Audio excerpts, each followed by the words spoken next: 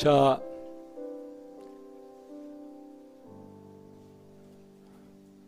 김재파가 하나도 안 계시네요.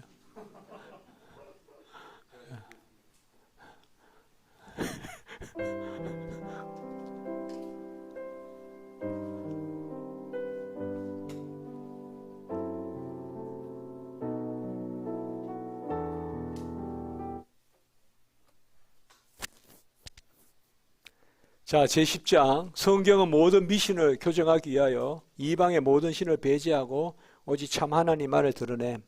제가 말씀을 드렸지만 이쪽 부분은 성경에 관한 부분이라고 해도 되고, 아니면 이거를 10장, 11장, 12장을 그냥 우상과 미신 이렇게 해도 돼요. 어쨌든 지금 13장으로 들어가기 전에 잘못된 그런 신앙에 대해서 먼저 이야기하는 것입니다. 자, 276페이지에 보시면 1절에 창조주 하나님에 대한 성경의 가르침, 그 부분은 보시면 되겠고요. 그 다음에 2절, 성경에 계시된 하나님의 속성이 천지 만물 가운데 그대로 드러남을 경험이라는 교사를 통하여 지각한다. 그래서 278페이지에 보시면 첫째 줄, 그의 영원성과 자존성. 자존성은 스스로 계신다 이 말, 피조물이 아니다 이 말이에요. 하나님은 스스로 계신다. 그리고 한 6째 줄 밑에 관용, 선함, 긍휼, 의, 심판, 진리, 이런 것들이 모든 피조물들의 이런 것들이 계시되어 있다. 그리고 한 10줄 밑에 경험이라는 교사. 경험, 우리가 보통 체험주의 이런 건 아니죠. 그러나 칼빈의 우리 신학에서 이 경험은 상당히 중요해요. 엑스페리엔시아라고 하는데 경험. 근데 이 경험은 어떤 경험이냐? 칼빈이 말하는 피에타티스, 경건의 경험이에요. 우리가 말하는 것은 경건의 경험이에요. 그러니까 막 체험 있잖아요. 뭐 했니, 그러니까 그런 게 아니라 경건의 경험. 경건은 다시 말씀드리지 않겠죠. 그래서 칼빈은 사실상 케르타라는 말을 쓰면 확실하다. 케르타 엑스페리엔치아 피에타티스 라틴어로 이 말을 칼빈이 많이 중요한 개념이에요. 같이 한번 해볼까요? 확실한 경건의 경험. 우리에게 확실한 경건의 경험을 주신다는 거예요. 이게 디모데전서나 이런 데 가보면 믿음의 비밀. 누구에게 설명을 못해도 나의 믿음의 비밀이 있어요. 그런 사람을 집사로 세우라 그랬어요. 일꾼으로 세우라 그랬어요. 그런 게 있어요. 이거는 신비주의, 체험주의가 아니에요. 내가 말씀대로 살 때 하나님이 나의 길을 인도하신다든지 이런 비밀이 있다고, 이거 누구에게 설명하고 간증할 필요가 없어요. 그러게 확실한 경건의 경험이에요. 경건은 말씀을 내려받고 예배를 드리고 그리고 그리스도와 연합하고 이런 경험이 내 안에 있다 이 말이에요. 이건 하나님이 주시는 거예요. 우리가 소위 말하는 체험하고는 좀 달라요. 자, 그래서 그 밑에 쭉 내려오셔서 밑에서 셋째, 첫째 자비, 둘째 심판, 셋째 의, 그 줄만 치시면 되겠습니다. 그래서 3절 가기 전에 밑에서 넷째 줄, 하나님에 대한 경외에 이르도록, 경외는 어제 잘 말씀드렸죠. 두려워하면서 이끌려가는 하나님의 이끄심, 하나님에 대한 경외에 이르도록, 다음으로 그에 대한 확신에 이르도록 우리를 초청한다. 확실하고 완전한 삶의 순수함과 하나님을 향해 예배하는 거짓이 없는 순종을 배우게 되어 그의 선하심을 전적으로 의지하게 된다. 선이란 말도 어제 이야기했죠. 그러니까 우리가 이제 이렇게 책 같은 거 읽을 때 한 단어를 개념을 정리하면 좋아요. 어렵지 않아요. 다 나에게 감동이 돼요. 선하다 이라면 세상에서 말하는 선하다 이렇게 하지 말고 성경에서 선은 뭐다? 진리 가운데 복되다. 어제 이야기했잖아요. 그렇게 자꾸 그런 것을 설교 때 하시면 돼요. 설교 때 선이란 말을 나오면 항상 그걸 해도 성도들을 아멘하고 좋아해요. 선하신 하나님 넘어가지 말고 진리 가운데 복되다는 것을 선이라고 합니다. 항상 선은 올바르야 되고 선은 복된 것입니다. 여기에 다 그걸 이야기하는 거예요. 자, 3절, 이방인들에게도 하나님의 한 분이심으로 알려주심으로 아무로 이에 대한 무지를 핑계치 못함. 이때까지 이야기한 것을 다시 한 번 더 정의하고 있어요. 각주 192는 한번 동그라미 쳐보세요. 그리고 나중에 읽으시면 되겠어요. 그리고 280페이지에 한 12줄 밑에 그들로 핑계하지 못하게 하는 것 외에는 어떤 효과도 없다. 여기 우리가 일반 계시에 대한 개혁신학의 입장 이렇게 이야기합니다. 이게 답이에요. 이 칼빈의 이 말이 답이에요. 핑계치 못함 요 외에는 다른 효과는 없어요. 일반 계시는. 그래서 일반 계시를 부정해서는 안 돼요. 일반 계시를 부정하는 거 이게 누구예요? 대표적으로 칼 바르트예요. 일반 계시를 부정하면 안 돼요. 그렇다고 해서 두 번째 일반 계시로 구원에 이룰 수 있다고 해도 안 돼요. 역으로는. 그걸 무슨 신학이라고 했죠 어제? 자연신학. 자연신학도 안 돼요. 1번도 안 되고 2번도 안 돼요. 그러면 우리는 뭐예요? 일반 계시에 대해서 일반 계시는 없다라고 말한 칼 바르트도 안 되고 일반 계시로만 구원에 이룰 수 있다. 토마스 아퀴나스도 안 돼요. 이거 아퀴나스예요. 토마스 아퀴나스. 우리는 뭐냐? 세 번째. 일반 계시로는 변명치 못한다. 일반 계시를 주셨기 때문에 변명치 못한다. 이렇게 답하면 그게 답이에요. 이걸 우리는 절충설이라고 그래요. 일반 계시에서. 이게 우리의 입장이에요. 개혁신학의 입장이에요. 칼빈의 입장이에요. 일반 계시 논쟁은 20세기 초에 미국에서 엄청 거세게 일어나요. 일반 은총 논쟁으로. 이게 답이에요. 그걸 여기서 칼빈이 마지막에 이야기하고 있어요. 일반 계시로는 구원에 이를 수 없습니다. 일반 계시 부정해서도 안 됩니다. 일반 계시를 극단적으로 일반 계시만 구원에 이르다 해서 안 됩니다. 우리는 좀 길게 설명을 해야 돼요. 다 하려면. 본래 하나님 우리에게 뭐를 주셨는데 인간의 타락으로 말미암아 그것으로는 안 된다. 이렇게. 그래서 우리를 핑계치 못한다. 딱 한마디만 하라면 뭐예요? 핑계치 못함. 그런 것을 우리는 절충설이라고 한다. 일반 계시는 필요하되 그거로는 구원에 이룰 수 없다. 그게 절충설이잖아요. 그게 핑계치 못함이에요. 중요한 개념이에요. 이거. 어제도 이야기했지만 이게 선택과 유기까지 가요. 설명할 때. 자, 11장. 하나님께 가시적 형상을 비추는 것은 불법이며 일반적으로 누구든지 자기를 위하여 우상들을 세우는 자는 참 하나님을 배반하는 자다. 이제 본격적으로 우상 속에 들어왔습니다. 꽤 길게 이야기하는데 빨리 보도록 하겠습니다. 첫째, 비가시적인 하나님은 가시적으로 자기를 표현하거나 섬기고자 만들어진 모든 우상을 거부하신다. 밑에서 넷째 주, 사람들이 신성에 대한 자신들의 고유한 소견을 가지고 만들어낸 것이 무엇이든 그것을 수포로 돌아가게 한다. 하나님은 자신이 자기에 대한 유일하고 적합한 정인이다. 이게 중요한 거예요.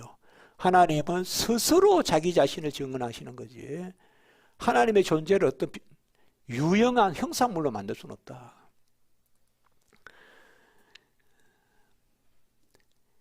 (283페이지) 첫째 줄, 꽤 강한 표현인데요. 짐승과 같은 어리석음이다. 야수적인 어리석음이다. 이런 표현을 씁니다. 우상에 쫓아가는 것은 짐승과 같은 어리석음이다. 한 줄 밑에 어떤 형상이든 하나님께 붙였을 때마다 그의 영광이 불경건한 거짓으로 인해 오염된다. 가급적 만들지 마세요. 교회는 그냥 이렇게 좋아요. 이렇게. 이게 좋습니다. 이게. 그리고 말씀 선포하면 됩니다. 성경 펼쳐놓고. 이게 좋습니다. 이게 자꾸 붙이지 말라고요. 뭐를. 그림 같은 거 붙이고 자꾸 그렇게 하지 말란 말입니다. 어떤 형상이든 하나님께 부착되면 하나님의 영광을 앗아갑니다. 왜? 사람들이 하나님보다 그 형상에 마음을 쏟습니다. 마음을 뺏긴다 이 말이에요. 형상에. 근데 그 형상은 하나님 아니잖아요. 하나님은 비가시적, 볼 수 없는 분이잖아요. invisible. 2절, 하나님의 신성은 그 본질에 있어서 형상화될 수 없음. 그렇죠. 하나님은 불가시잖아요. 볼 수 없는 존재잖아요. 그래서 284페이지 한 6째 줄 밑에 그는 형체가 없는 분이 형체가 있는 물질로, 비가시적인 분이 가시적인 형상으로, 영적인 분이 생명이 없는 것으로, 무한한 분이 나무나 덜이나 황금 조각과 동화될 때 하나님의 의미가 천하고 불합리한 허구에 의해 더럽혀지고 있다고 가르친다. 특별히 이사야서의 우상에 대한 부분이 쫙 나와요. 이렇게 이사야서 여기 인용한 부분이에요. 3절, 하나님의 현존은 우상으로서 묘사될 수도 없다. 우상으로 표현도 하지 말란 말이에요. 가급적이면 그냥 말씀만 전하고 그냥 조용히 내려오란 말이에요. 자꾸 설명을 하지 말고 자꾸 묘사하려고 하지 말고 이거 이야기입니다. 실로 하나님은 이따금 자기 신성의 현조를 확실한 표징들로 제시하셨기 때문에 그는 얼굴과 얼굴에 마주하여 보시는 것으로 전해지는데, 특별히 이런 거 구약적 개념으로 많이 나오죠. 그러나 밑에서 둘째 줄, 유대인들이 이를 구실로 삼아 자기들을 위하여 사람의 형상으로 신격의 상징을 세우는 것은 절대 허락되지 않았다. 286페이지예요. 중요한 것은 둘째 줄, 찬미하는 가운데 마음이 위로 돌려 올려질 때 우리 마음을 끌어올려, lift up our heart, 우리의 마음을 들어 올려. 중요한 개념입니다. 이것은 받은 은혜대로 이 뜻이에요. 받은 은혜대로 회개하고, 그래서 우리가 하나님께 나아가는 거지. 예배 때 무슨 그냥 로마 캐톨릭까지 뭐 이렇게 뭐 흔들면서 그냥 무슨 지팡이를 짚고 무슨 그렇게 하나님께 나아가는 게 아니다 말이야. 그래서 우리는 예배 때 회개하고, 그걸 우리가 마음을 들어 올려라 그래요. 마음을 들어 올려. 혹시나 한번 아시기만 하시면 되겠어요. 같이 합시다. 수루숨 꼬르다. 이거는 수루숨은 위로라는 뜻이에요. upward. 꼬르다는 심장이에요. 우리 마음을 들어 올려. 이게 예배 때 우리가 순서상 있는 거예요. 원래 수루숨 꼬르다라는 게. 개혁 예배도 뭐냐? 아까 말씀같이 진짜 내 마음을 들어 올려. 그게 아니라 회개하고 하나님 앞에. 그러니까 다윗의 사다리가 오르락내리락 하듯이 우리가 마음을 그로 올리는 거. 그러니까 성도의 마땅한 바로 우리가 준비하는 거, 이런 것을 마음을 들어 올려 이렇게 이야기해요. 그러니까 여러분 자주 볼 수 있어요. 이 표현. 이 표현이 어디에서 가장 많이 나올까요? 성찬 때. 성찬하기 전에 수루숨 꼬르다. 우리 마음을 들어 올려. 정결하게 하고 기도하고, 그리고 성찬을 받으라 이 말이죠. 그것도 수루숨 꼬르다예요. 자, 밑에서 그 둘째 문단 가기 전에 두 줄이에요. 이러한 종류의 초동 학문을 지향하던 이른바 아동기란 말은 구약시대째요. 구약시대 때는 좀 더 많은 형상을 보여줬어요. 물도 뭐 내추라기도 구름기둥 불기둥도. 그러나 역시 그걸 성기라고 한 건 아니죠. 구름기둥 불기둥을 성이라고 한 건 아니죠. 역시.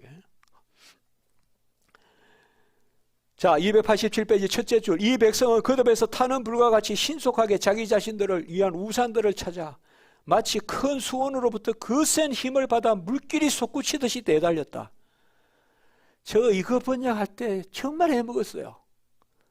그거 한번 보세요. 번역하기 힘 안 들겠는가. 큰 수원으로부터 거센 힘을 받아 물길이 솟구치듯이 내달렸다. 한자 이거 번역. 이런 게 어렵다니까요. 번역하기가. 한번 생각을 해보십시오. 한쪽에서는 금식하고 율법 말씀 받아요. 한쪽에서는 금송아지 만들어요. 그게 인간이에요. 말씀 받으러 올라갔는데 한쪽에서는 금송아지 만든다니까요. 그렇게 아시면 돼요. 우리 마음이 그렇다니까요. 인간의 우상으로 달려가는 마음이, 그게 이 표현이에요. 큰 수원, 물줄기, 거기에서 막 거센 힘으로 물이 팍 쏟아오르듯이 인간은 우상을 만든다 이거예요. 확 그런 게 있다 이 말이에요.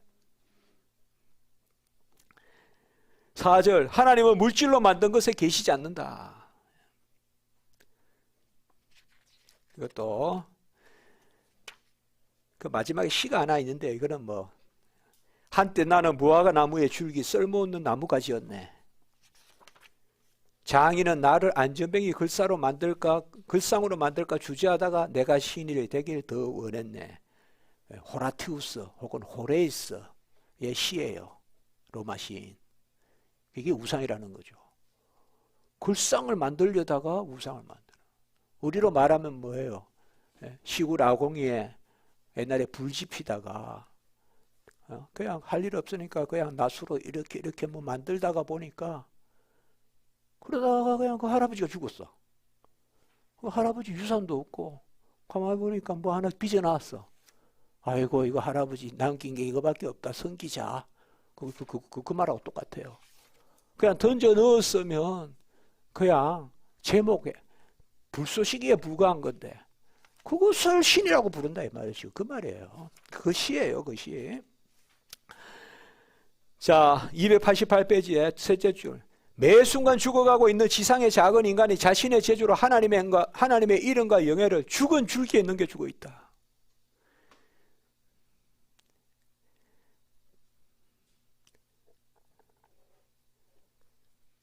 제가 최근에 우리 교회에서도 이거 설교하면서 그랬어요.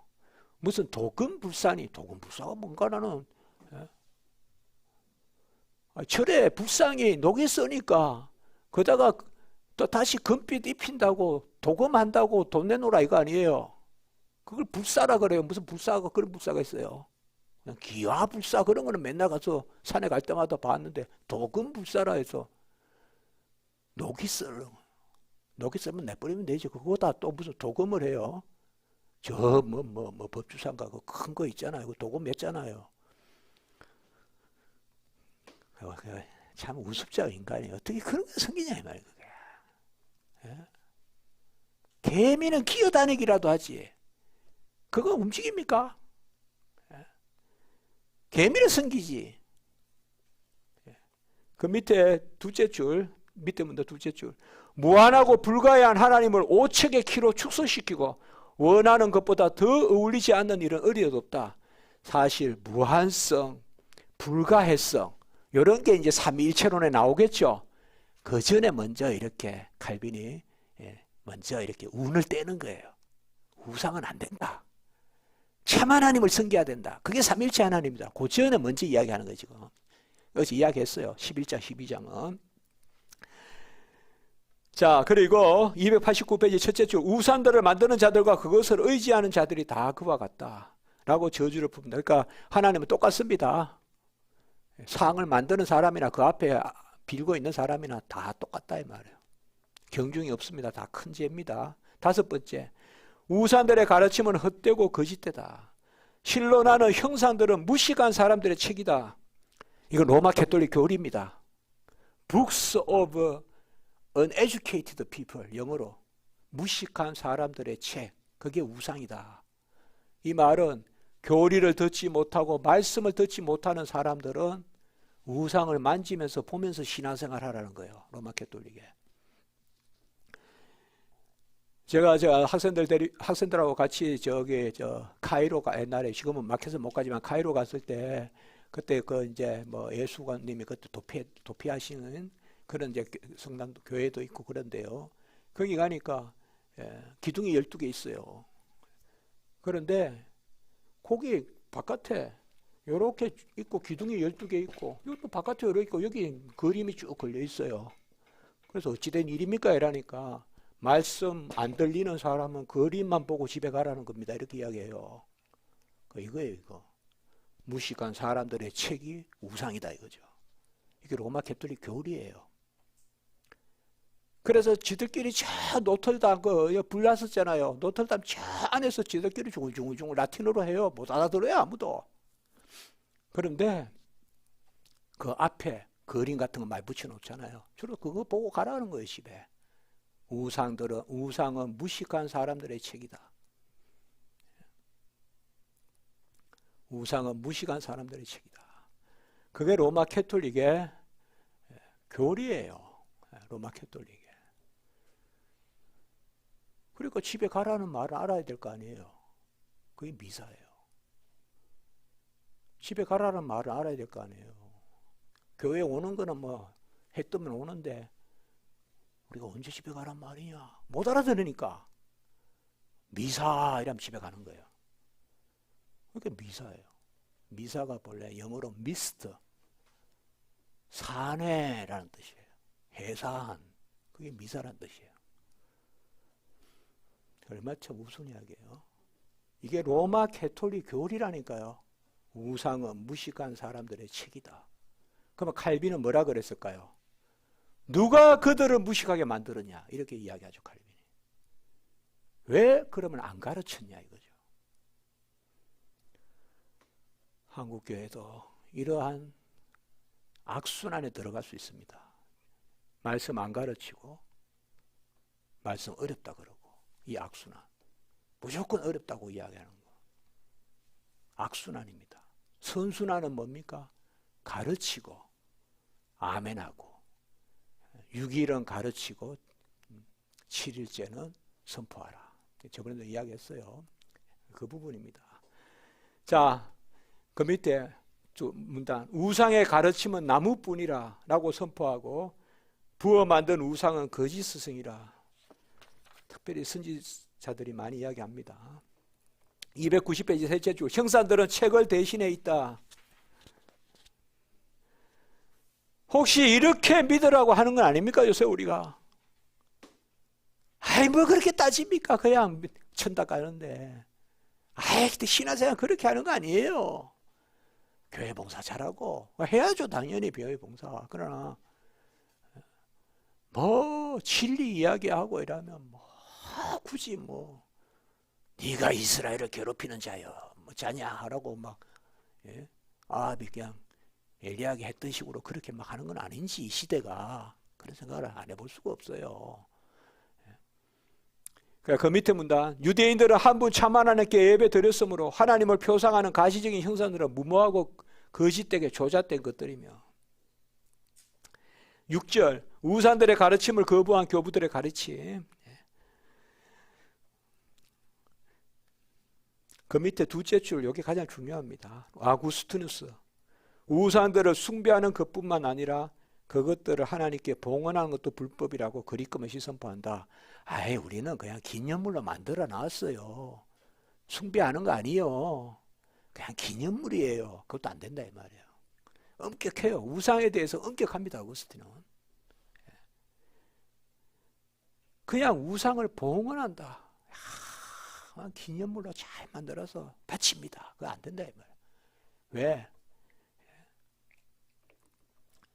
그리고 291페이지에 그 이유는 꼭 나옵니다. 첫째 줄에 엘비라 회의라는 데가 있습니다. 그건 줄 치시기 바랍니다. 이게 우상을 금지한 회의예요. 그 두 줄 밑에 성전 안에 하상들이 소유되어서는 안 되며 예배나 숭배의 대상이 거려질 수도 안 된다. 그리고 292페이지에 이거는 칼빈이 기독교 아니고 초판에서부터 쓴 이야기들인데 상당히 강한 이야기를 합니다. 10줄 밑에 봅시다. 참으로 동정녀의 형상들로 여겨지길 원하는 것들을 성전들이 보여주는 것보다 매형굴의 창녀들이 차려입은 옷이 더 순수하고 화려하게 보인다. 이렇게 이야기해요. 마리아를 거리에 붙여놓는 것보다 창녀들의 옷이 더 순수하다. 이렇게 이야기해요. 엄청 강한 이야기죠. 어떻게 생각합니까? 엄청 강한 이야기죠. 결코 그들은 순교자들을 위한 좀 고상한 옷을 만들어내지는 않는다. 그리고 밑에서 셋째 줄 무식한 사람들은 누구인가? 이렇게 칼빈은 묻습니다. 그래서 너희들이 짓지 못한 개가 아니냐 이거야. 선지자들 너희들 뭐 했냐 이거예요. 누구 탓하냐 지금. 그 중세 1000년 동안 안 가르쳐 놓고 무슨 말하냐 지금 와서. 그래 놓고는 성도들이 무식하니까 형상대로 예배 드려야 된다? 말이 안 된다 이거죠. 칼빈이 그렇게 이야기해요.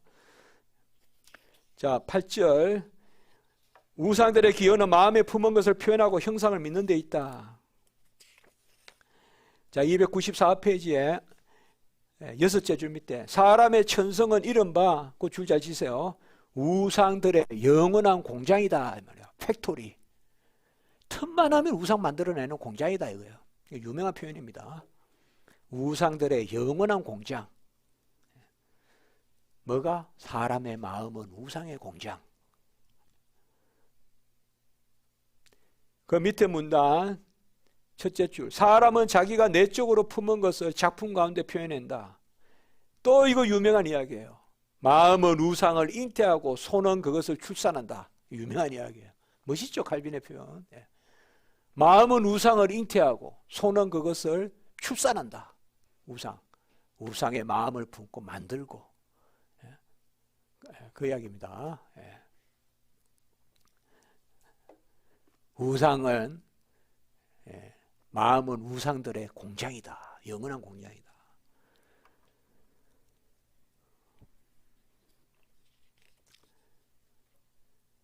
구절, 우상 숭배는 우상 안에 없는 신성을 예배한다. 헛것에는 숭배가 따른다. 사람들은 자기들이 우상들 가운데 사람들 마음을 응시한다고 여기게 되면 그 자신을 그것들로서 예배하려고 들것이기 때문이다. 296페이지예요. 둘째 문단 여섯째 줄, 이게 대원칙입니다. 우상을 예배하는 것이나 우상 가운데 하나님을 예배하는 것이나 어떠한 차이도 없다. 혹시 이해되십니까? 이게 무슨 말씀인지? 우상을 예배하는 것이나 우상 가운데 하나님을 예배하는 것이나 차이가 없다. 이 말은 바위를 섬기는 것이나 바위 안에 하나님이 계시다라고 말하는 것이나 똑같다 이 말이에요. 둘 다 똑같다 이 말이에요. 바위를 그냥 바위만 섬기는 거나 바위에 하나님이 계시다라고 하는 거나 똑같다 이 말이에요. 근데 많은 경우에 후자는 은혜롭게 들릴 수도 있잖아요. 아니라는 거예요. 둘 다. 그래서 유명한 이야기입니다. 이게 대원칙입니다. 우상을 예배하는 것이나 우상 가운데 하나님을 예배하는 것이나 어떤 차이도 없다. 하나님의 영예들이 우상에게 표해질 때 그 예배가 어떤 식으로 드려지든 우상 숭배다. 금송아지 만든 이런 거는 이야기하지 않겠습니다. 10절, 하나님을 우상으로 숭배하는 것은 우상과 간음하는 것이다. 298페이지, 이것도 또 유명한 이야기인데요. 셋째 줄에 우상을 응시하며 기도하거나 숭배할 때 그것이 자기들의 소리를 들을 것이라고 생각하지 않거나 간구하는 것은 무엇이든 수여된다고 소망하지 않는 사람은 아무도 없다고 그것을 말했다. 이 말은 우상 앞에 마음 빼앗기지 않을 사람 아무도 없다 그 말입니다. 이게 저는 그냥 성경대로 믿어요. 그래도 그냥 하나 갖다 놨어요. 그거 안 된다 이 말이에요. 우상 앞에 마음 빼앗기지 않을 자 없다.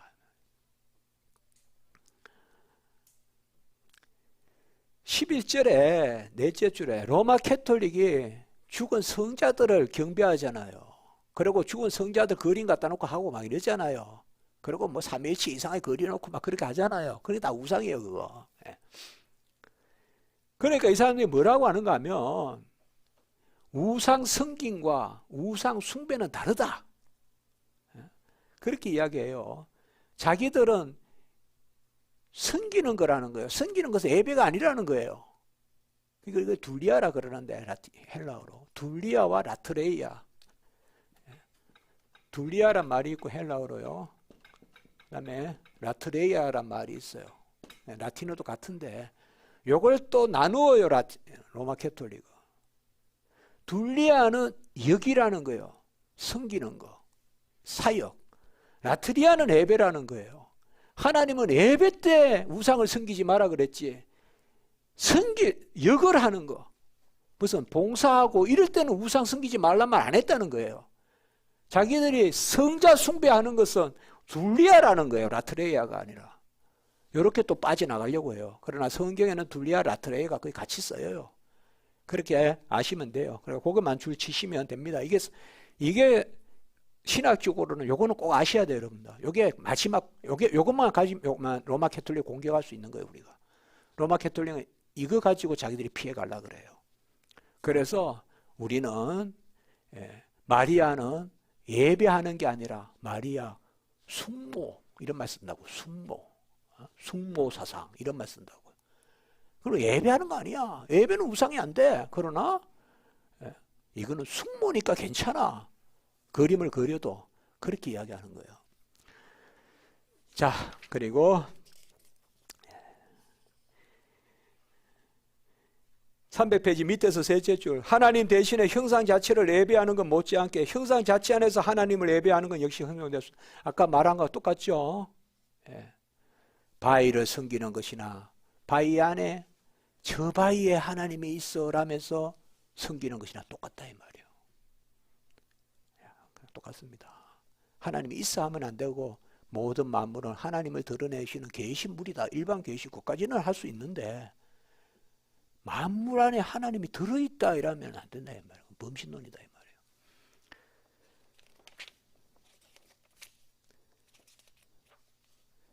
말이에요. 304페이지에 여섯째 줄 동방교회의 사절 요한에서 그러니까 사실상 서방에 아거스틴이 있고 동방에는 요한이 있다. 다메섹의 요한이라는 사람이거든요. 동방교회. 근데 동방교회는 바로 우상숭배를 받아들이죠. 심지어 우상숭배 없으면 구원 없다는 말까지 해요. 동방교회는.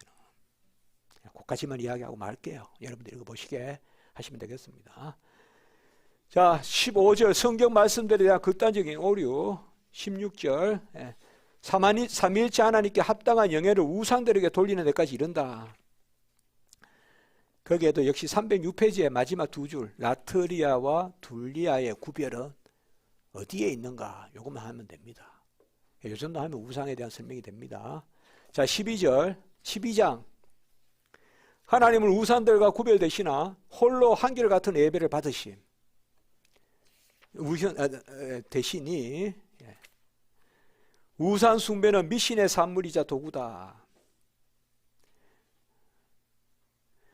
처음에 우리는 하나님을 아는 지식은 냉랭한 사변에 자리하지 않으며 예배를 수반해야 된다라고 말했다.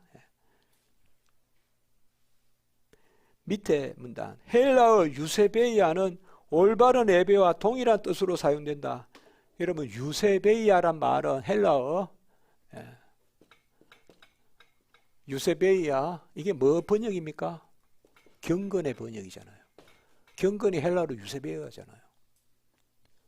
헬라어로 경건은 유세베이아입니다. 유세베이아 피에타스 파이어티 그건 뭐로? 올바른 예배와 동일하다. 여기 각주 233회 여러분들 동그라미 치보세요. 혹시 기억하십니까? 경건은 몇 장이죠? 1권? 2장. 2장이 가장 많이 나온다 했죠. 네.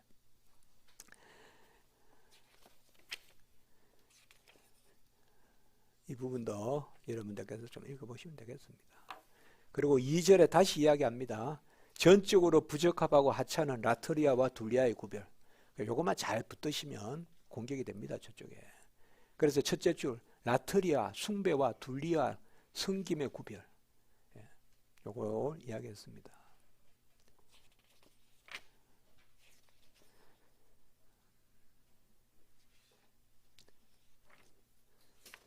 자 13장으로 가면 됩니다. 이제 계시는 다 마쳤습니다. 우리가 일반 계시, 특별 계시 다 마쳤습니다. 그 다음에 또 우상에 대해서 미신에 대해서도 이제 마쳤습니다. 이제 13장의 삼위일체 삼위일체 부분. 그 삼위일체는 먼저 설명을 하면요 쉬워요. 여기 한번 또 설명을 할게요. 제가 설명을 하는데 여러분들께서 제가 30주제 할 때도 표를 만들었었어요. 320페이지 한번 보세요. 삼위일체는 용어를 정리 안 하면 못 읽어요. 용어를 좀 정리를 해야 돼요. 그거 제가 간략하게 설명을 드릴게요. 이거 하고 조금 보다가 이제 우리 저녁 식사하러 가면 저녁 식사하고 와서는 그냥 그 용어만 잘 정리되면 술술 넘어가면 돼요. 그냥. 왜냐? 철저히 칼빈은 한자도 어김없이 용어대로 가요. 그냥. 근데 이때까지는 그 용어가 무작정 막 번역이 되는 경향이 많아서 삼위일체 읽으면 이해가 안 되는 거예요. 저도 신학교 2학년 때인가 샀거든요. 기독교 강요 3권을. 그때는 4권으로 나왔어요. 3권까지 4권이 같이 들어있었어요. 그때. 양지에 거기 양지에 임시 도서관, 임시 서점이 있었어요. 길 옆에. 거기서 샀어요. 그래서 읽었어요. 기독교 강요. 근데 삼위일체 한 마리 읽어도 이해가 안 돼요. 학교 다닐 때. 어거스틴의 삼위일체도 이해가 안 되고. 그래서 야 칼빈이 기독교 잘 읽다가 삼위일체만 하면 이해가 안 돼요. 나중에 그래서 영어를 봤어요. 영어도 이해가 잘 안 돼요. 영어도. 라틴어 보니까 알겠어요. 같이 보니까.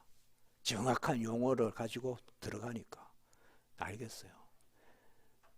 그래서 제가 기독교 강요 삼위일체 부분을 읽고 이해하십니까? 이러면 뭐 그거 어렵지 않습니다. 이해합니다. 이러면 그러면 제대로 안 읽었네요. 제대로 읽은 사람은 이해가 안 돼야 돼요. 근데 지금 우리 이 책은 이해가 돼야 돼요. 지금 이번 역은 이해가 안 되면 그거는 내 탓이요 해야 돼요. 근데 옛날에는 이해가 되면 안 돼요. 이해가 되면 안 돼요. 왜? 용어가 다 섞여 있는데 어떻게 이해가 돼요? 실체가 나와야 될 곳에 인격이 나오고 뭐 이렇게 나오는데. 여러분 제가 이제 삼위일체 한번 재미있게 한번 설명해 볼게요. 용어 정리를 해야 되는데 지금 320페이지 그 밑에 표 있죠? 표. 그 표도 이제 그 양 보면 이걸 어떻게 이 표를 어떻게 오히려 더 어렵다 할 수도 있어요. 그냥 아무것도 아니에요. 자, 어떤 사람은 삼위일체는 모순이다, 역설이다, 부절이다 이런 말도 써요. 그래서 뭐 꽤 의식 좀 있다, 뭐 한마디 할 수 있다, 뭐 이러면 아무 생각 없이 삼위일체의 역설이요 뭐 이러면서 그냥 이야기해요. 근데 삼위일체는 모순도 아니고 역설도 아니고 부절이도 아니에요. 뭐예요? 이때 쓰는 말 비밀이에요. 삼위일체 비밀이에요. 비밀은 하나님의 지식이에요. 하나님의 지식은 전부 비밀이에요. 하나님이 비밀이시니까. 모순, 역설, 부절 이런 말 쓰면 안 돼요. 막 이런 말 쓰면 되게 의식 있는 신학자 같아요. 유지 피터슨 이런 사람들이 이야기하면 아니에요. 논리학에서는 A는 A가 아닌 것이 아니죠. 3은 1이 아니죠. 그렇죠. A는 A가 아닌 것이 아니니까. 그러면 삼위일체는 논리학적으로 모순되는 것 같죠. 3은 1이다 이러면 모순이죠. 그러나 잘 보세요. 3 뭐예요? 위, 1 체죠. 이러면 문병호에 다리가 2개 있다. 모순이에요? 이건 괜찮죠 일단. 여기서 시작해야 돼요. 문병호는 둘이다 이러면 안 되죠. 그러면 모순이죠. 그러나 3위, 세 위격에 1체, 이때 체라는 말은 거의 어조사 같이 사용돼요. 한 몸이라는 뜻이 아니고 하나라는 뜻이에요. 우리나라 말에 일체라는 말이 한 몸이라는 뜻이 있는 게 아니라 하나라는 뜻이에요. 그 삼위일체는 뭔가 하면 3은 1이라는 뜻이에요. 그래서 엄격하게 말하면 삼일교리 이렇게 해야 돼요. 트리니티는 뭐냐 하면 트리타스란 말은 쓰리니스란 뜻이에요. 그 다음에 우니타스, 이 말은 원네스란 뜻이에요.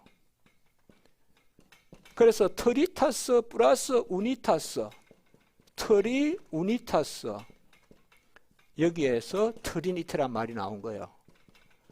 다른 뜻은 전혀 없어요. 3일이라는 뜻이에요. 3일.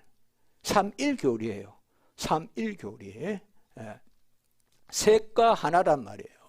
3일 교리예요. 그러면 삼위일체는 모순도 역설도 부조리도 아닌데, 그러면 1이라는 것은 뭐냐? 존재예요. 존재.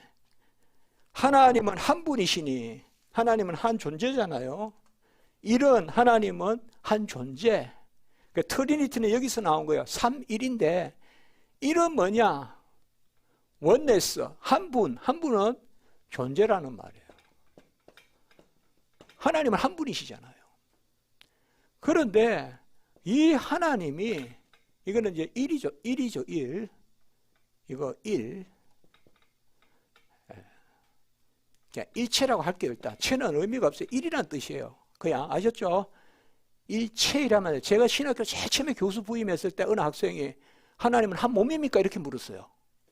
아니야. 체는 아무 의미가 없어. 여러분들 속량이란 말이 있죠. 속량. 속량도 뒤에 양자가 아무 의미가 없어요. 그냥 속이란 말과 똑같아요. 그 어조사, 우리나라 말에 보면 한자로 쓰기가 뭐하니까 뒤에 그냥 따라 붙는 게 있어요. 그런 거예요. 속량. 속량이란 말은 속이란 말과 똑같아요. 속하다는 말과. 똑같아요. 여러분 에베소인에 속량 나오잖아요. 그 속량 똑같아요. 일체도 마찬가지 하나라는 거예요. 존재가 하나다 이 말. 존재가 하나. 한 존재의 새, 이건 그냥 원네스 씁시다. 한 존재의 원네스, 하나임, 여기에 트리니스, 세심이 있는데 세 존재다 이러면 뭐예요? 모순이죠. 그러면 한 존재의 새 뭡니까? 이걸 뭐는 우리가 알죠. 누구죠 여기 지금? 한 존재는 우리가 뭐라 하죠? 하나님. 셋, 이건 뭐죠? 성부, 성자, 성령이죠. 그렇죠? 그러면 성부, 성자, 성령을 부르는 호칭이 있다 이 말이에요. 그게 한 개만 있는 게 아니라 세 개가 있어요. 그 동의어예요. 그러니까 첫 번째는 뭔가 하면 제가 헬라어까지 안 쓸게요. 여기에 헬라어 프로스폰이란 말인데 그래도 일단은 썼다 지우든지 할게요. 그러면요 프로소폰. 자 잠깐만요. 히포스타시스부터 쓸까요?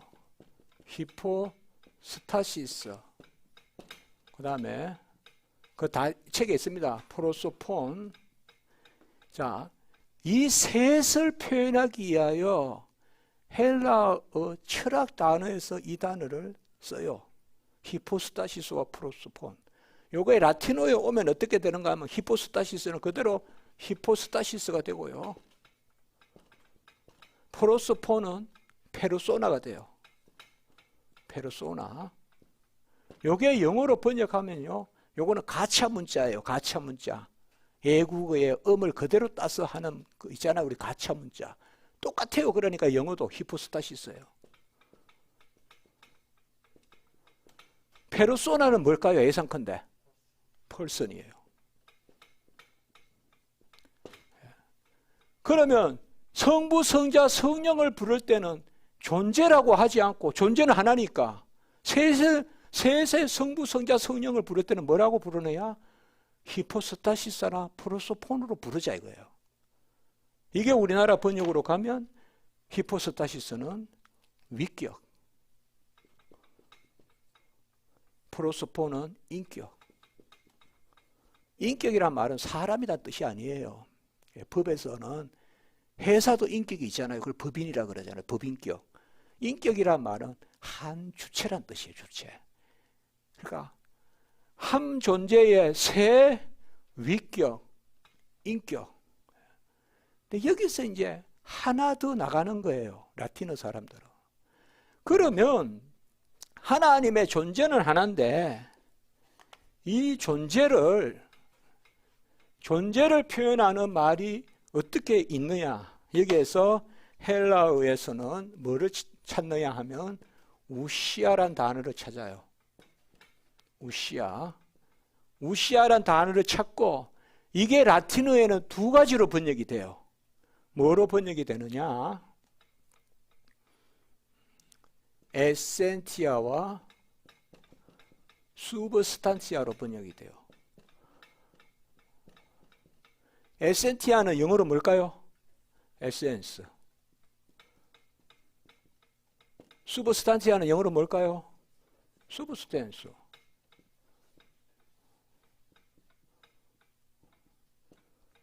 그러니까 미국 사람, 영국 사람들이 우리보다 공부하기 훨씬 쉽죠. 똑같잖아요. 요거 뭐라고 번역하냐? 본질. 요거는 뭐라고 번역하냐? 실체. 자, 그러면 하나님은 본질과 실체는 몇 개예요? 위격과 인격은요? 맞죠? 삼위일체. 됐죠? 위라는 말은 위격이라는 말과 같은 말이에요. 위라는 말은 위격의 약자예요. 아셨죠? 그래서 여기서 하나 더 생각을 하는 거야. 옛날에 이제 신학자들은 이 사람이 먹고 할 일이 없는 게 아니라 엄격하게 신학을 했단 말이에요. 요새는 대충 이렇게 경향이 있는데 옛날에는 엄격했단 말이에요. 그러면 한 분이 계시다라는 에 대한 동사는 존재하다라는 말을 쓰자 이거예요. 사실 에센시아의 동사형이 에세예요. 에세. 에세라는 말은 영어로 to be, 곧 존재하다 이 말이에요. 그 하나님은 한 분으로 존재하신다. 됐죠? 그러면 이 세 위격에는 동사까지 다른 거 쓰자 생각한 거예요. 우리나라 말은 전부 다 계시다, 계시다 다 이렇게 하잖아요. 성부도 계시고 성자도 계시고 성령도 계시고 하나님도 계시고. 근데 이때 라틴어 학자들은 삼위는 동사도 다른 거 쓰자고 생각한 거예요. 그래서 subsistere를 썼어요. 영어로는 뭘까요? subsist, 영어로. 보통 영어의 subsist는 그냥 존재하다가 되는데 우리는 이걸 엄격하게 말하면 저는 이렇게 번역합니다. 같이 해볼까요? 위격적으로 존재하다. 예. 여러분 지금 이게 어렵게 생각할 수 있는데 오늘 저녁에 가보면 이게 그냥 우리를 싹 그냥 쑥 빠져나가게 만들어줍니다. 용어 정리만 하면. 삼위일체는 그냥 쭉 갑니다. 끝까지. 오늘 저녁에 한번 보세요. 이건 위격적으로 존재하다 이 말을 헬라어에는 없어요. 예. 에세라는 말은 이거는 헬라 라틴어거든요. 헬라어에는 위격적으로 존재하다는 말이 없어요. 그러니까 라틴어에만 있어요. 여기서 나온 명사가 뭔가 하면 이것도 또 꼭 알아야 됩니다. subsisten시아입니다. 그 책에 다 있죠. 요거 번역은 뭘까요? subsistence. 이건 저는 뭐로 번역할까요? 위격적 존재. 자, 그러면 성부, 성자, 성령을 뜻하는 세 단어는 뭘까요? 위격, 인격, 위격적 존재. 이 세 단어는 우리가 다 알고 있어야 됩니다. 이것은 어떤 학자들은 위격이란 말을 계속 쓰고 어떤 학자들은 인격도 쓰고 칼빈과 같은 경우는 이 세 단어를 다 씁니다. 우리 개혁 신학자들은 삼위를 뜻할 때는 이 세 단어를 다 씁니다. 무슨 단어를 가장 많이 쓸까요? 위격을 많이 쓴다고 생각할 수도 있지만 생각외로 위격적 존재를 많이 씁니다. 누가 그랬을까요? 어거스틴도 그렇게 했어요. 어거스틴도 그렇게 많이 썼어요. 그러니까 숫자로 이야기하는 게 아니라 그래서 같이 합시다. 위격, 인격, 위격적 존재. 앞으로 이 말이 나오면 그러니까 하나님은 본질과 실체는 몇? 하나. 위격과 인격과 위격적 존재는 뭐? 셋. 그러면 본질과 실체가 셋이다라고 하면 됩니까? 안 되죠. 본질과 실체가 셋이다 그러면 그거 뭐예요? 삼신론이에요. 삼신론은 2단이에요. 위격과 인격과 위격적 존재 이거 동의해요. 이게 하나라고 하면 됩니까? 안 되죠. 그건 무슨 신론? 단위신론이에요. 이것도 안 돼요. 그러면 아까 우리가 삼위일체는 비밀이라 그랬죠. 그러면 이제 제가 이야기해 볼게요. 잘 들으세요. 한 존재에 세 인격이 있다, 위격이 있다, 위격적 존재가 있다. 이게 동의해요. 그거는 모순인도 역설도 부조리도 아니죠. 맞죠? 문병에 다리가 2개 있다 되잖아요. 문제가 아니죠. 그런데 한 본질에 혹은 한 실체에, 본질과 실체 같이 쓰니까 한 본질, 한 실체에 세 위격, 인격, 위격적 존재가 있는데 여기서 시작하는 거예요. 각각의 위격, 인격, 위격적 존재, 곧 성부, 성자, 성령은 동일하신 한 존재인 거예요. 이것은 3분의 1이 아니라 이게 비밀이라 이 말이에요. 이게 비밀이라 이 말이에요. 다시 말씀할게요. 모순과 역설과 부조리가 아니다. 한 존재에 세 위격이 있다. 세 인격이 있다. 세 위격 존재가 있다. 그 동의어예요. 그럼 세 위격만 할게요. 이제 한 존재에 혹은 한 본질에 세 인격이 계시다. 그런데 각각의 위격은 뭐하다? 동일하다. 같이 합시다. 동일 본질. 동일할 때 동일한 말은 호모잖아요. 호모. 호모가 동일하다는 뜻이잖아요. 같다는 뜻이잖아요. 우시아. 같이 합시다. 호모 우시아. 호모 우시아. 이게 바로 칼케톤 신경의 개념이잖아요. 동일 본질. 동일 본질. 다시 말씀드리면 모순도 역설도 부조리도 아니고 비밀이다. 이 비밀은 뭐냐? 각각의 위격이 동일하신 하나님이란 거예요. 여기에서 우리는 삼위일체의 팍 자존성, 무한성, 영원성, 불변성, 전지성, 전능성, 편재성 다 아멘이 되는 거예요. 이제. 절대의, 절대거룩, 절대선, 삼위일체 다 아멘이 되는 거예요. 여기에서. 비밀. 그 비밀의 계시가 누구다? 그리스도다. 이 골로새서예요. 이 비밀은 그리스도시니. 그게 비밀이란 말이에요. 헬라어로 미스테리온, 영어로 미스테리, 라틴어로 미스테리움, 비밀. 비밀이고요. 이 성부, 성자, 성령이 동일 본질이라는 것을 거부한 사람. 성자는 성부와 동일하지 않다라고 한 사람이 누구죠? 아리우스예요. 그리고 성부, 성자, 성령은 전혀 위격에 있어서 구별이 없다라고 한 사람. 사벨리우스예요. 이게 기독론의 2대 2단이에요. 아리우스와 사벨리우스. 아리우스는 일체를 거부한 거고 사벨리우스는 삼위를 거부한 거예요. 그래서 삼위일체는 항상 이 두 가지, 아리우스주의와 사벨리우스주의. 사벨리우스주의는 성부, 성자, 성령을 위격, 인격, 위계적 존재, 이거는 분명히 주어가 되는 거예요. 저는 문병호는 하나다, 이게 끝이잖아요. 제 발이 주어가 될 수가 없잖아요. 그러나 하나님은 하나님도 주어가 되고 성부, 성자, 성령도 주어가 돼요. 분명히 주체예요, 이것도. 그러나 한 분 주체가 아니라 세 위격의 주체예요. 그래서 위격적 존재라는 거예요. 그러니까 각각의 위격은 구별이 돼요. 어떻게? 성자는 나셨고 성령은 나오셨고 성부는 나시지도 나오시지도 아니하셨고 각각은 구별이 되는데 본질상 뭐예요? 뭐하다? 뭐하다? 동일하다. 여기는 동일하다 말 외에 있으면 다 틀려요. 다 이단이에요. 아셨죠? 본질과 위격에 있어서는, 본질과 실체에 있어서는, 죄송해요. 본질과 실체에 있어서는 호모우시아, 동일하다 말 외에 있으면 다 틀려요. 자, 이렇게 해볼게요. 아들은 본질에 있어서 아버지로부터 나셨다. 돼요, 안 돼요? 아들은 본질에 있어서 아버지로부터 나셨다. 돼요, 안 돼요?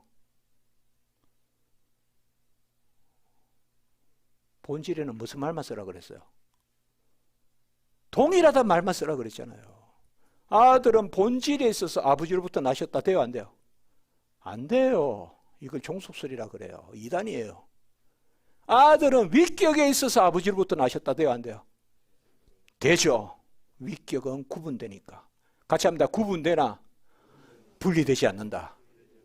그러니까 우리가 아들은 아버지로부터 나셨다는 것은 본질에 관한 이야기예요. 위격, 인격, 위격적 존재에 관한 이야기예요. 위격에 관한 이야기란 말이에요. 아셨죠?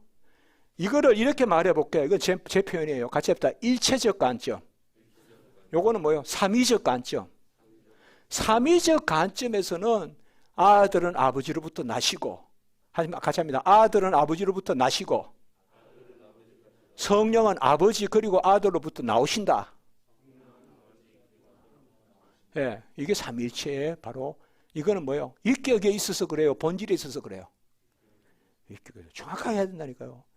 본질에 있어서는 구별된다 그러면 큰일 나요. 자, 본질에 있어서 아버지는 아들보다 먼저 계시다. 돼요, 안 돼요? 큰일 나요, 큰일. 그렇게 하면. 아셨죠? 본질에 있어서는 동일하다 말아야 안 해야 돼. 아무 말도 가만히 있어야 돼. 아셨죠? 다른 말 다 틀려요. 큰일 나요. 그러면 강대상에 오래 못 계세요. 예. 본질에 있어서는 똑같단 말이에요. 삼위일체는 비밀입니다. 비밀은 그릴 수 없습니다. 말씀을 아멘으로 수납하는 거죠. 그러니까 삼위일체를 막 그리려고 애들에게 삼위일체 그리지 마세요. 그날 밤에 후회해요. 애들은 평생 그거 생각하는 거예요. 이거 있잖아요. 팽이. 요렇게 해가지고 돌리면 일체. 야바 있고 옛날에 해가 탁 찢는 거 있잖아요. 돌리면 색이 하나로 나오니까 일체. 세아 놓으면 삼위. 돼요, 안 돼요? 삼위는 이렇게 나눠집니까? 아까 뭐라 그랬어요? 성부, 성자, 성령은 동일하잖아요. 이거는 동일하지 않잖아요. 각각 3분의 1 따로 있잖아요. 굳이 그리라면 이거예요. 이것도 안 그려야 되지만, 자, 보이죠? 일체 보이죠? 삼위 보이죠? 보이죠? 안 그려야 된다 이 말이에요. 이거 보이잖아요, 여기. 일체도 보이고 삼위도 보이죠? 안 그려야 돼.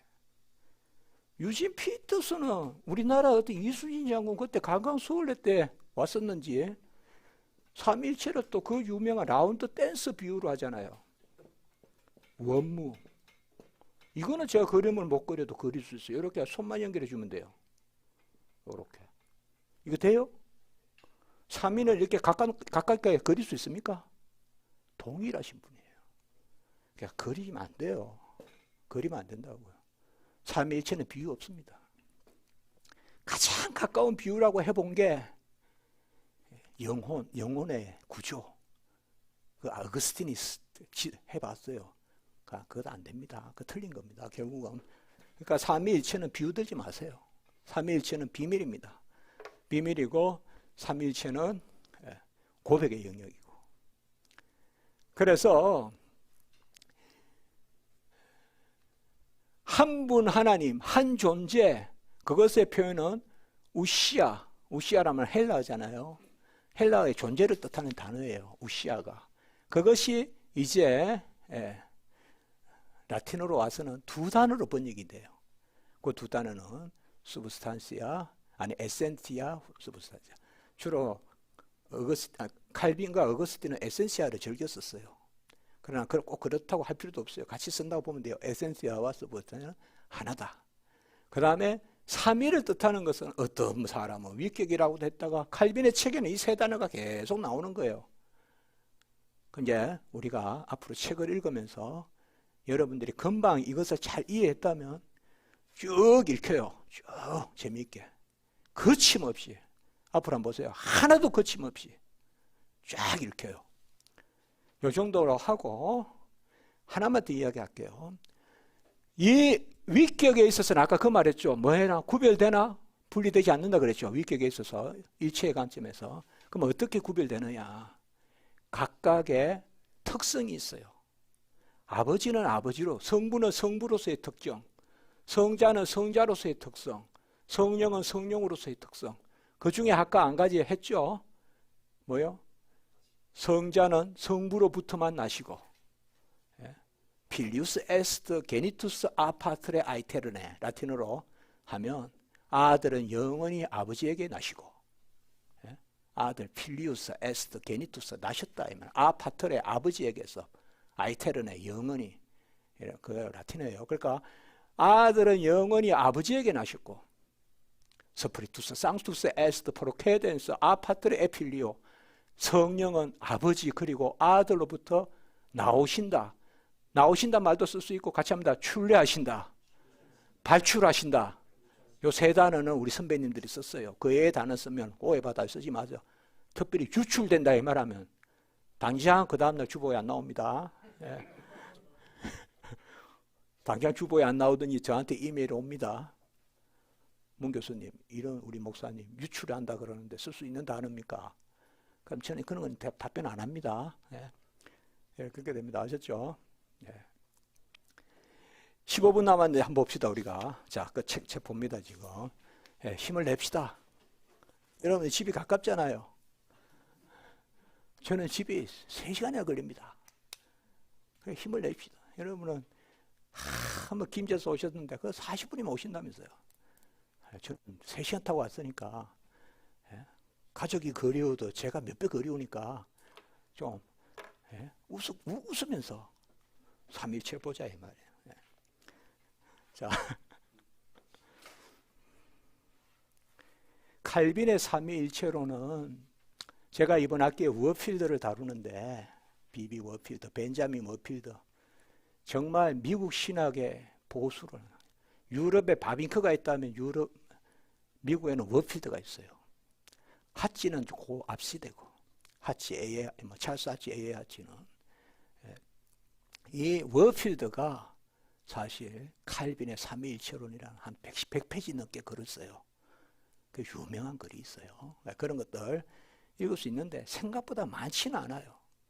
근데 칼빈은 사실 삼위일체 논쟁을 되게 초창기부터 합니다. 카롤리라는 사람이 칼빈을 시기해서요, 칼빈은 아리우스주의자라고 몰아버려요. 젊은 아주 일찍 1539년 그 당시에. 그래서 그때부터 칼빈이 그걸 반박하는 글을 써요. 그리고 여러분 알다시피 셀베투스 있잖아요. 셀베투스 단일신론자, 거기하고 계속 칼빈이 그걸 합니다. 예, 그런 게 있습니다. 자, 보시면 1절에, 예, 어쨌든 제가 6시에 정확하게 마칠 때니까, 예, 조금만, 예, 기다리시면 되겠습니다. 예. 자, 무한하고 영이신 하나님은 친히 우리에게 맞추어 주셔서 자기를 알게 하신다.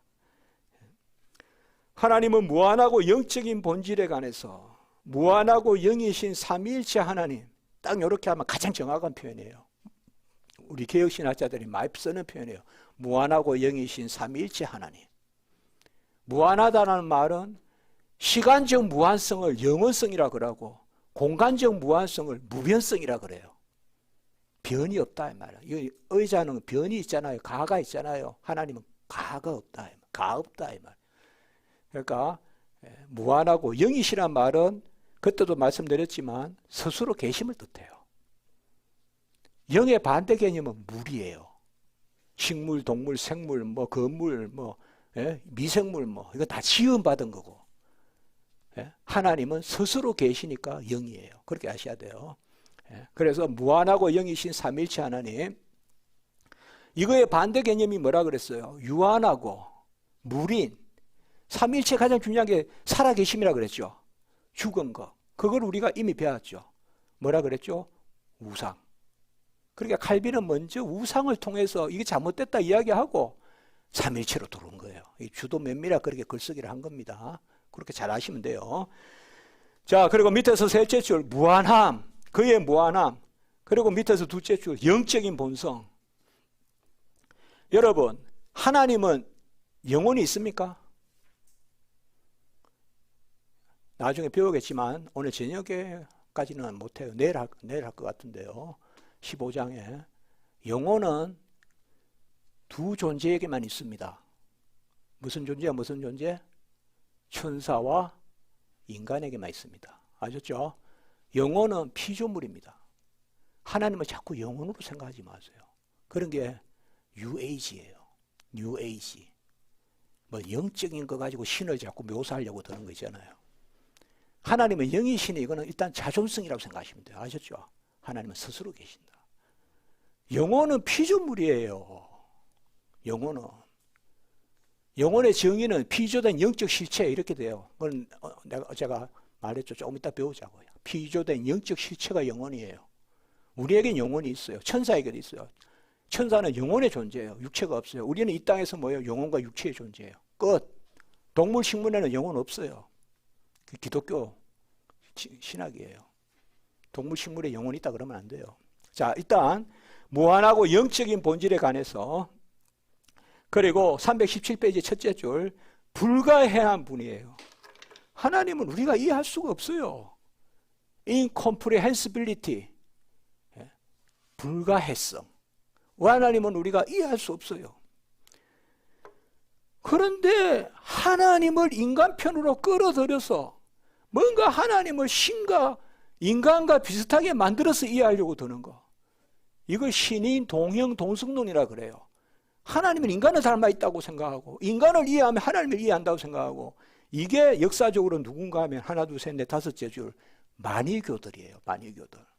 앞으로 만이교 나오면 무조건 신인 동형 동성론 이거 떠올리면 돼요. 기독교 교리 사상 만이교 나오면. 이거 극악한 겁니다, 여러분들. 아까 우상 이야기했지만 우상은요, 하나님을 우리 편에 가두면 그게 다 우상이에요. 그렇게 보면. 신인, 동연, 동성론은 그런 개념이 있는 거예요. 인간으로 하나님을 다 이해하려고 들고, 인간이 이해하는 것만 하나님이고, 이렇게 되면 결국 인간이 하나님을 만드는 거예요. 그러나 우리는 뭐예요? 하나님이 우리에게 자기 자신을 알려주셔야 알잖아요. 그런데 그대로 알려주시면 알겠어요, 우리가? 여기에서 중요한 교리가 나와요. 같이 합니다. 맞추어 주심. 이게 accommodation이라 그래요. 하나님의 맞추심이라고 해도 되고 맞추어 주심. accommodation, accommodatio 라틴어로 accommodation. 하나님 우리에게 맞추어 주셔야 하는 거예요, 우리에게. 그걸 칼빈은 여기서 이야기하고 있어요. 이게 아주 유명한 이야기예요. God's accommodation이라고 하는데 하나님의 맞추어 주심, 맞추심. 거기 한번 봅시다. 317페이지에 둘째 문단. 신인, 동연, 동성론자. 이 사람들이 누구라고 했죠? 그 위에? 만이교. 역사적으로 만이교는 누구죠? 뭐죠? 우리가 역사적으로 어거스틴이 회심하기 전에 만이교였잖아요. 그렇죠? 만이교도였잖아요. 그거예요. 신인, 동연, 동성론. 자, 세 줄 밑에 아주 낮은 지능을 가진 자일지라도 마치 유모가 유아들에게 하듯이 하나님이 우리에게 일종의 이 유명한 이야기 옹알이를 하고 있다. 우리에게 옹알이 수준에서 맞춰주신다 이 말이에요. 삼위일체 교리가 이렇게 복잡한 것 같고 뭐 어렵다라고 이렇게 말할지 몰라도 어려울 거 하나도 없고 하나님의 입장에서는 옹알이 하시는 거다 이거예요 지금. 우리 편에 옹알이. 아이들에게는 오르륵 깨고 하잖아요. 라틴어 발부티레, 영어로 리스프라 그래요. 옹알이 하다. 옹알이 하다. 유모가 아이에게 옹알이 하듯이 우리에게 어코모다치오 라틴어로 맞추어 주셨다. 맞추어 주심이에요. 유명한 이야기예요. 제가 에딘버러에서 공부할 때 저하고 같이 했던 존 발세락이라고 하는데 그 지금 저 버밍햄 신학 교수예요. 버밍햄 대학교 영국에. 거기가 어코모데이션 박사 논문을 썼어요.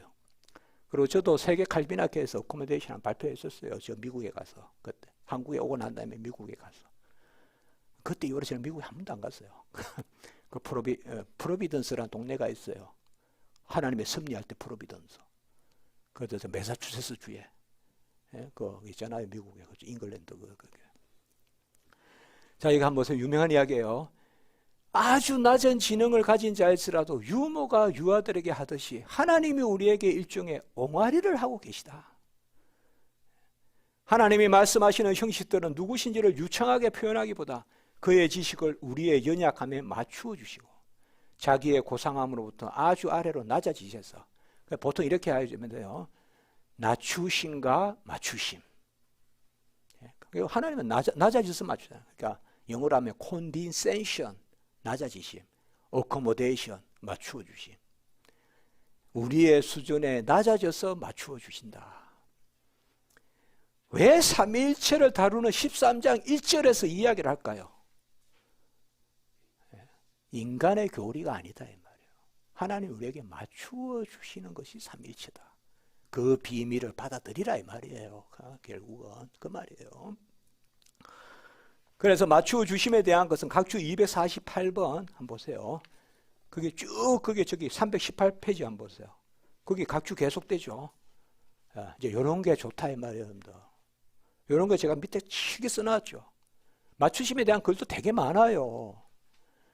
그러니까 제가 왜 계속 이렇게 이야기하는가 하면 교수님 하나님의 맞추심에 대하여 글 좀 소개해 주세요. 이거 보면 된다 이 말이에요. 이거 보면.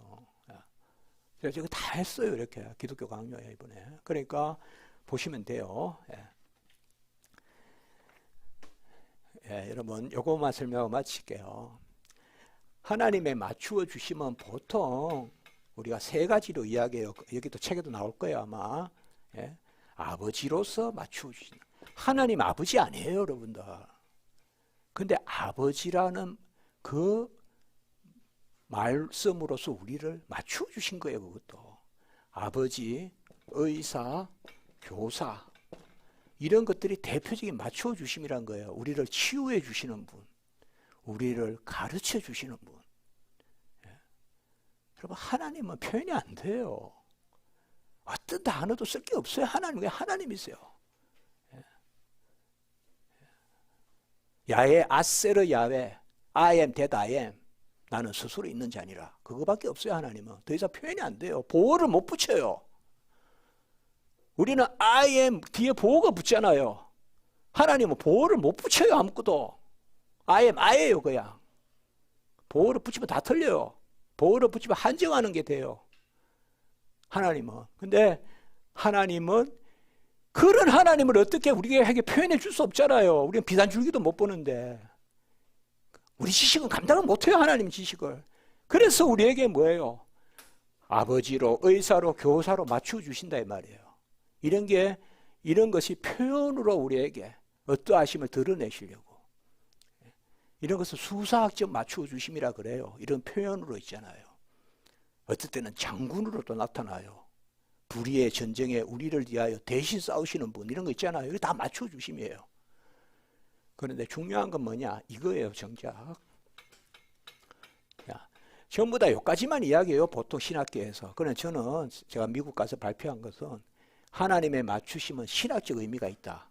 뭐냐 하면, 자, 하나님이 우리 인간에게, 이게 안스로포스 인간입니다. 맞추어 주신다는 것은, 자, 제가 흙탕물에 빠져 있어요. 제가 술집에 가 있어요. 예컨대, 그러면 하나님이 술집까지 찾아오시느냐? 술집에 있는 주정뱅이하고 맞추어 주시느냐? 그렇게 하시겠어요? 제가 있으면 제가 있는 채로 맞추어 주실까요? 먼저 끌어올리세요. 흙탕물에서 건져내신다고요. 먼저 술집에서 빠져나오게 한다고요. 주정뱅이에서. 그래서 높아진 거예요, 우리가 이미. 은혜로. 그런데도 내가 성도라고, 내가 구원받았다고 하나님과 같습니까?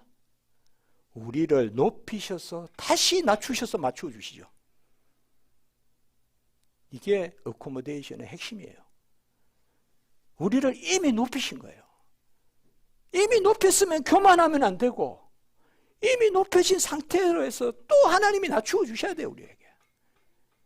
그러니까 하나님의 맞추어 주심은 이런 개념이에요. 우리가 주일날 친구가 뭐서 교회 안 와. 그 친구가 가출했어요. 근데 뭐 청년부 하다 보고 그런 거 있잖아요. 그래서 그 친구를 사랑해서 같이 가출하고 교회 안 와. 됩니까, 그게? 그게 사랑입니까? 아니잖아요. 그런 거예요. 하나님은 그대로 두고 이까지 맞추어 주신다는 게 아니에요. 오해하시면 안 돼요.